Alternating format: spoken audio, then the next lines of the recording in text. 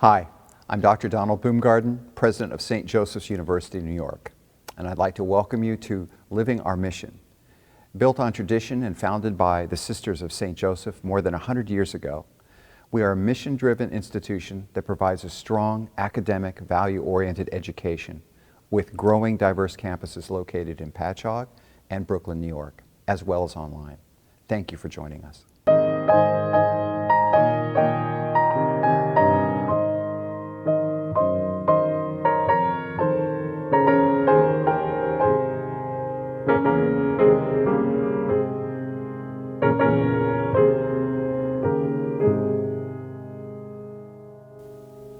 In this program, we will be discussing the higher education landscape with a focus on student-centered programs and initiatives. At St. Joseph's, the students are the heart of our institution. We pride ourselves on the excellent services and attention we have provided for our students over the last 106 years. To talk more about this is Christine Murphy, Vice President for Enrollment Management, and Dr. Robert Scott, President Emeritus of Adelphi University. I'd like to welcome both of you here today to our program, Living Our Mission. Our viewers, I think, should know that the two of you have some history. You've worked together at another institution at Adelphi University. Dr. Scott, of course, I know that you were the president of Adelphi for many years, also Ramapo College. And so we're fortunate today to have two real experts in the field of student learning and enrollment management. So, Christine, I want to start with you and ask you, considering St. Joseph's reputation as a school that focuses on the individual student, how do we approach that in our enrollment management process, and how do we onboard students and attract them to this? Don, I think we're pretty unique in the way that we do that and the way that we approach. As many institutions and enrollment teams think that onboarding happens at orientation. So I really think, the enrollment team and the admissions staff, financial aid staff, really begin that right from when the students are prospective students, just starting to look at institutions. So the experience that they get, we really try to deliver an authentic experience. So it's important, absolutely, for our prospective students to hear from leadership, and they see our marketing and they see our presentations. But just like yesterday at our open house, it was really important just to walk around and have one-on-ones with our faculty members and cross campus with student tour guides to get the authentic experience and be part of our campus and get the feeling fit right from the beginning, from day one. So the students and parents have an opportunity not only to learn a little bit about the school from you and from the other professionals in enrollment management, but they're also given some information by our own students who do the tours. Absolutely. Our student tour guides they're an incredible group. I think they're one of the strongest resources that we have to tell our story. They experience the campus in different ways. Some of them are athletes. Some of them are living in our residence hall for our campus here in Brooklyn. They come from all different majors and backgrounds. So the stories they tell add so much value to the true facts and mission and history and who the institution is. Their stories add such a special and important piece to the prospective students. What did they think about as they approach the college search process? Absolutely. I think, and Bob, I would direct this one to you in that for many people, I've been at institutions, I won't mention any, where I've wondered if they still were focused on the student, right? They seem to be focused on almost everything but the student. I know that you built a strong reputation as a leader that was very focused on the students. What are some ways or approaches that you've taken in the past to be sure that the students were really the focus of the institution's energy? Well, let me start with how I think about student-centered, and I think in terms of personal, policy, and pragmatism. The personal is that when I was in high school, one day on the second floor of this building, my biology teacher called to me and said, "Bobby, why haven't you taken the SATs?" Neither of my parents had gone to college. And that attention to me has a lasting effect. And then when I was in college, after the first year or first semester, because of financial problems and just wondering what I was doing, I went to my advisor to say I was going to withdraw and join the Navy. And Mildred Martin, my advisor and professor of English, talked to me, sent me to the dean, Charlie Mine, and they got me some additional scholarship money, and I stayed. So I almost didn't go, and I almost didn't stay, but things turned out the way they have because 3 teachers cared about me as a student. And I've never forgotten that. And so I've taken that approach when it comes to leadership. That was the personal. The policy is the institution has a mission. And the mission has to do with a transformational, not just a transactional, but a transformational approach to student learning and faculty teaching. Mm-hmm. And so if we're going to abide by our mission and our purpose, it makes sense to focus on students. Mm-hmm. And the pragmatic reason is that by focusing on students and ensuring a bonding experience, they're more likely to retain and graduate and mm-hmm. help us fulfill our mission. Mm-hmm. I think your story is probably duplicated many times over by students that had the good fortune to have teachers like that. I was lucky enough, I'm sure Christine, you probably had some too, where because I was trained primarily, at least in my formative years going through high school, I was focused very much on piano. Mm-hmm. And so I always had a piano professor. So my professor in high school was named Blaise Montanton. I remember him very well. And I remember him giving me all kinds of advice on how to approach life, how to approach my career. And he was just a delightful individual. And I took that for granted at the time. I thought everyone would have an adult, a 55-year-old person, that was an accomplished artist to give them advice. Looking back on it, I realized how lucky I was. And I like to think, and I do believe it's true, that at St. Joseph's we have plenty of professors that are doing that today. Does that come up very often, Christine, in your work? One of our faculty members says often, we are here to develop talent in our students, and many institutions are just managing very talented students. So I think that sets us apart. Well, the idea of tapping into the individual student's talents, which many times the student isn't even aware of, is a key component of great education, I think. And the institutions I've been at, I've been lucky to be at some really great institutions. That's exactly what happened, and that is frequently the professor is going to sit with the student somehow and have that conversation. Is this the right field for you? Is this the right thing for you? And to create an environment where that's possible would be one of the keys to a great institution, absolutely. I think. Right? Are there, Bob, as you think about that, are there ways to institutionalize that or to articulate that to the broader community so that it becomes an important part of an institution's strategic plan? Well, I was a college president for 30 years at 2 institutions, and I chaired every faculty meeting and started every one of those meetings with some comments about purpose, about mission. Mm-hmm. And I thought of myself not as the chief executive officer, but as the chief purpose officer, mm-hmm. reminding the faculty and staff of why we do what we do, mm-hmm. and what our mission is. Mm-hmm. And I would meet with formally and informally groups of students, whether it was at a basketball game or a tea at the house, mm-hmm. and ask them what's going well, mm-hmm. what do you wish we had changed last week, and I learned from students what was going well, and then I would pass that on, or the things that weren't going so well, pass it on to my colleagues on the senior staff to see what we could fix, mm-hmm. or change. Mm-hmm. And so I think by modeling that kind of behavior at the faculty meetings and then with students, and students, faculty, and staff, people got the idea that he means this. Mm-hmm. So I tried to live it. Mm-hmm. Mm-hmm. And I think that for me as president, I've continued to teach, for mm-hmm. example.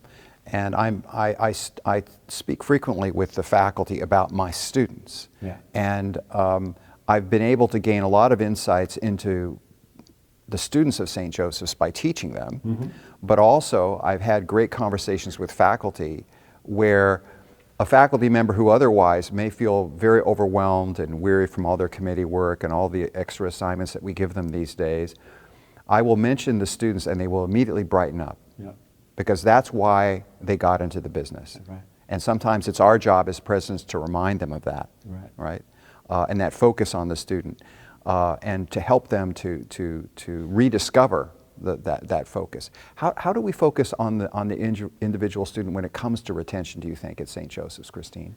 I have to think of some of your words. You say we meet students where they're at, right, and really offer them a transformational experience. So we have honors programs. We have an ACES program for students who are new to the U.S. and still acclimating to the higher education system. So we have all levels of support for our students, and I think I referenced that a little bit earlier. Our students, they have that commonality of being part of St. Joseph's University, but they also have a very individualized experience because you know, each of their stories is a little different, yet there's still that community, and there's that family, and there's that pride in being part of St. Joseph's University.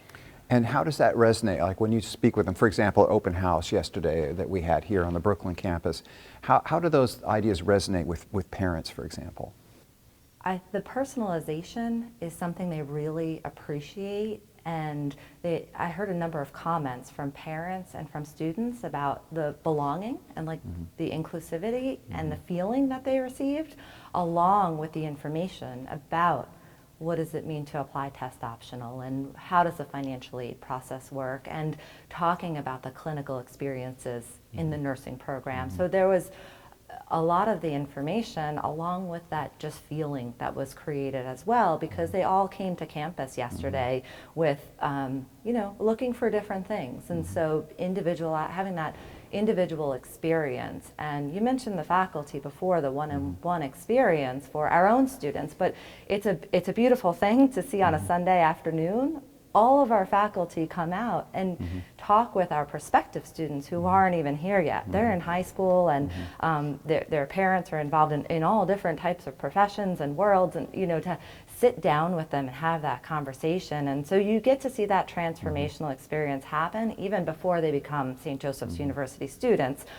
They're really still just high school students. So I'm fortunate to see it both in the classroom every day when I'm here on the campuses, as well as seeing it at the open houses with our external community of high school students, community college students, and I get to see it also at the graduate open houses and graduate academic sessions.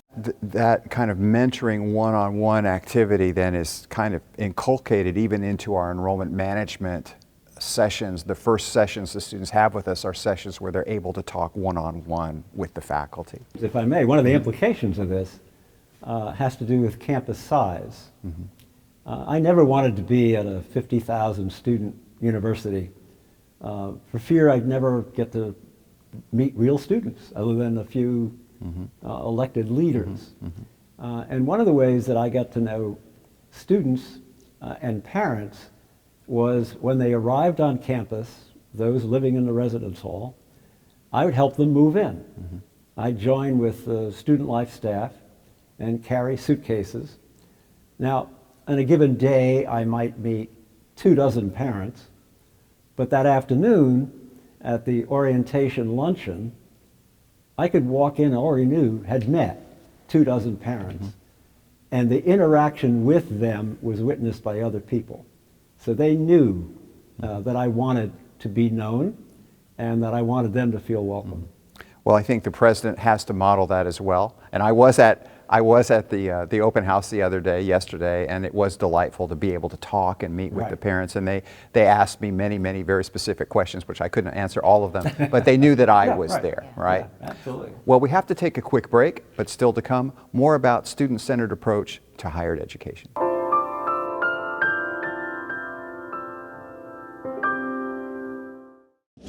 Ready to be, not to seem? Ready to seize opportunity, take the lead, and raise the bar? Ready to get the job done on the front line, at the front of a classroom, or in the boardroom? With campuses in Patchogue, Brooklyn, and online, St. Joseph's University, New York delivers a strong, values-oriented, and affordable education so you're ready for an exciting career and a life of authenticity and integrity. St. Joseph's University, New York. Ready, set, Joes.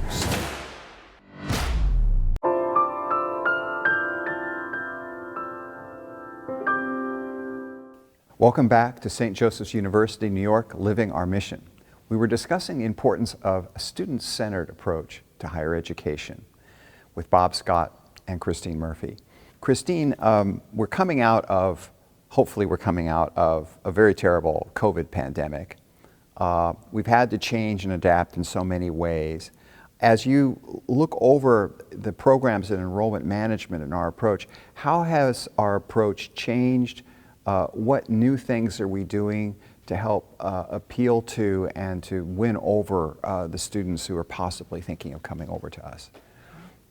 So it's been an evolution. When things first began in 2020, it was out of necessity. We had to wholesale all of our activities into a virtual, all of them, because of the necessity of not being able to carry them out in person. Once we moved into 2021, many things were coming back online. We could do private individual tours, but we had to hold back on our large-scale opportunities and events for students. So it was still out of necessity that we were moving towards virtual instead of in person. This has been an interesting year. It's been more strategic, right? We learned a lot from that experience early on. And we're now using it more strategically about what's appropriate and what's best delivered in a virtual format. And certainly, things like orientation and open house for first-year students, that is really needed to come back in person. And that's something that we did move back in that direction. But financial aid webinars for parents in the evening, that's something that works really well virtually. So that's something we're strategically retaining. Engaging with our international student community and bringing them together with our current international students and our Director for International Student Affairs and Student Services, that's something we're doing a lot more virtually than we did before the pandemic. Another example is graduate and transfer adult students. They have jobs and families and responsibilities. So to have quick virtual opportunities for them to connect, that's continuing on, again, strategically, while we're bringing things like orientation and first-year student open houses back to campus. So I think, again, we're meeting students and families where they are and trying to deliver and to enhance our customer service and be able to reach them, as opposed to just out of necessity to avoid the contact and the in-person activity. I think you've done a great job of taking what we learned during the pandemic that seemed to still be applicable. So for example, certain types of meetings, discussions of financial aid, for example, particularly for parents that are working, makes perfect sense to do that virtually. There are some other aspects to the enrollment management process that work virtually. But we have to be honest with parents and students and also say that if you want a really deep experience, it has to be in person. And so we maintain a rich variety of in-person experiences for students and parents so they can come onto campus literally and get to know the faculty one-on-one. And I'm having that conversation myself frequently with faculty and staff and students about the issue of it was great to have the convenience sometimes of the virtual vehicle of education, but although it does a good job of managing or providing information, it's very difficult to develop deeper relationships and meaningful relationships that way. And so that's kind of a part of what you've done, is you've been able to kind of incorporate the meaningful aspect into what we learned during COVID to create a kind of a new product. Now, Bob, when I think about our conversations, and we frequently talk about this, COVID was certainly one of the great challenges to education across the country, higher education in particular, private higher education more specifically. What do you see as the big challenges on the educational landscape today? Well, there are several. I think we learned a lot, and I think Christine actually made a nice dichotomy about the necessity as opposed to provisions. I think the good news is that many institutions, leadership, faculty, staff, certainly, and trustees, demonstrated a great deal of flexibility and ability to innovate. I think those are characteristics that will and must continue. I think some bad things happened. The need to make rapid decisions because of the changing environment at a lot of institutions meant the faculty was not involved in decision making, and it affected shared governance. I don't think that's good, and we need to figure out ways to repair that.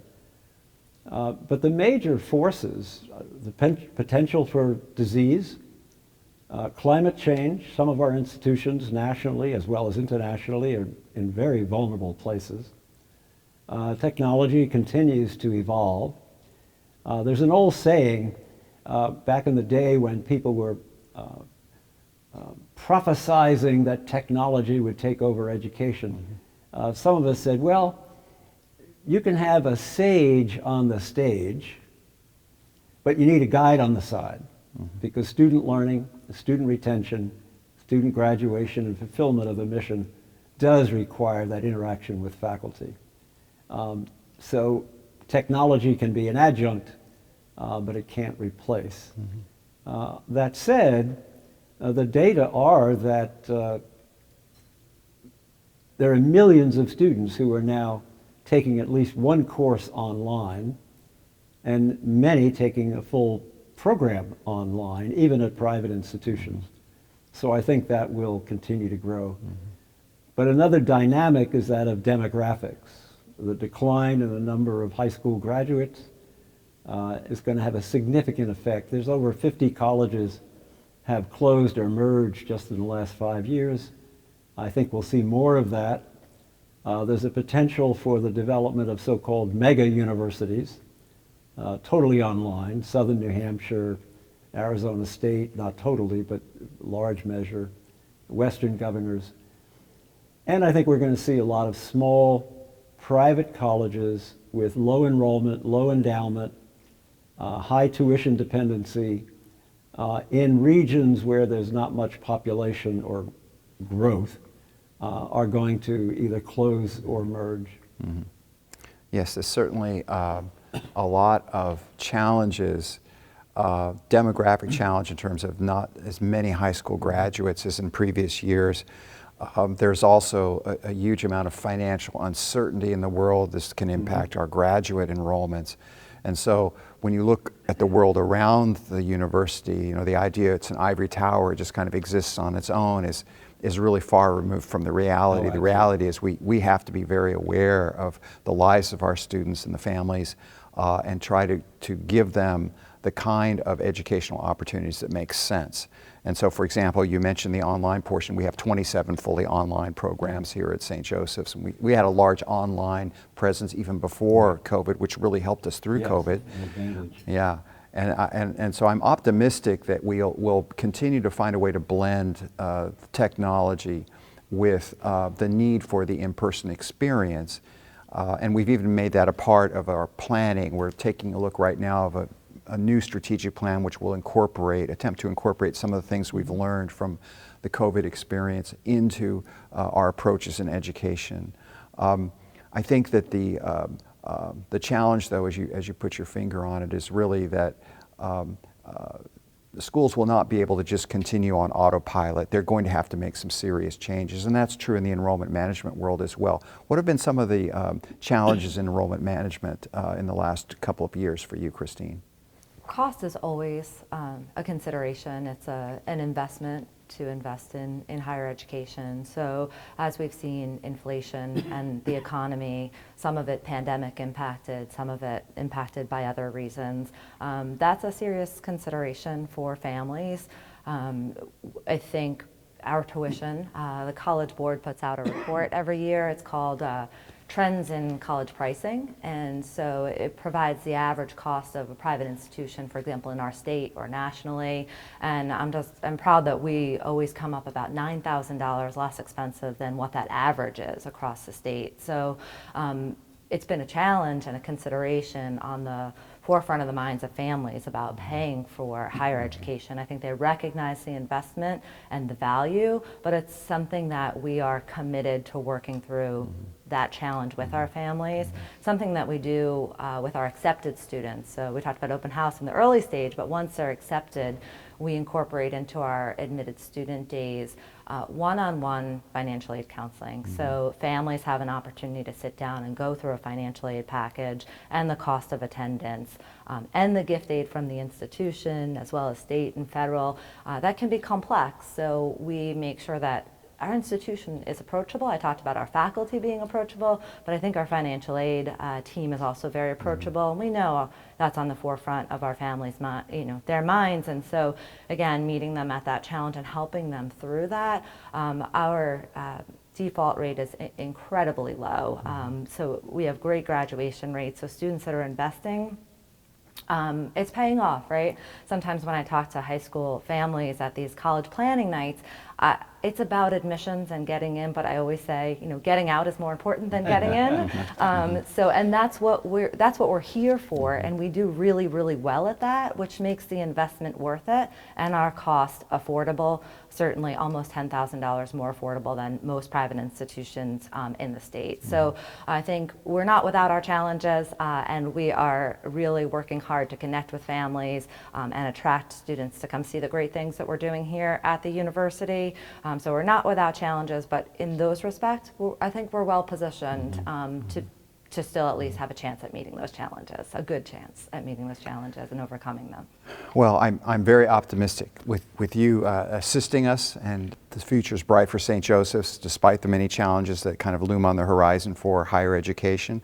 Thank you for joining us today, and thank all of you for watching St. Joseph's University, New York, Living Our Mission.